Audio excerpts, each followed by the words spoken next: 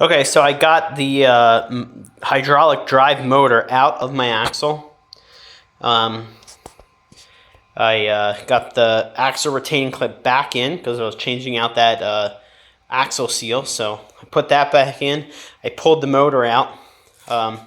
You can see here that my tractor originally came with another transaxle, and after I did some research online, the one I got is from a 200 series tractor. And the difference is that this one has a model number of 16004, where this one is 24000 or 01. So that's the one from a 200 series tractor, and that's the one from my Case 644.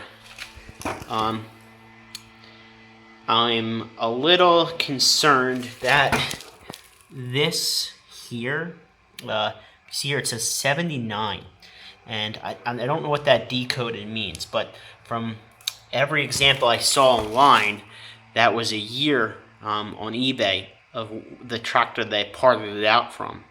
My tractor, I'll just double check this, I don't know if you can see it. The last time I looked up this serial number, it was from 1972 or 71.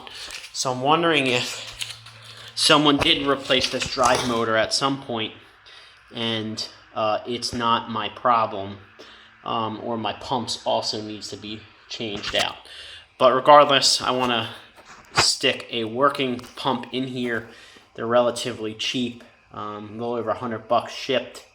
So I figured it would be the first area to start that I know. Get a nice non-worn out one. The one thing I did notice is that this one has I can pretty much, you can see here, this is real sloppy. I can move, see, look at this. See how I can move that? That can't be, so I can move it up and down, and I can move it left to right. Now this one from the 200, not sloppy at all, very tight, can't move it up and down. So I'm hoping that newer one I got will not have such sloppy tolerances to that. There's my transaxle all pulled apart. Like I said, fresh axle seal. Oh, the other thing, in the service manual, it says that the transaxle has to be in first gear. And I wondered why that was. And I had some concerns about pulling this out of the transaxle and hitting this tire flange. And the reason why you have to have it in first gear is so you can angle this. So you can get an angle to pull this out. And then the tire flange, like they're flat on one side, it has to be pulled up like that to pull the drive motor out.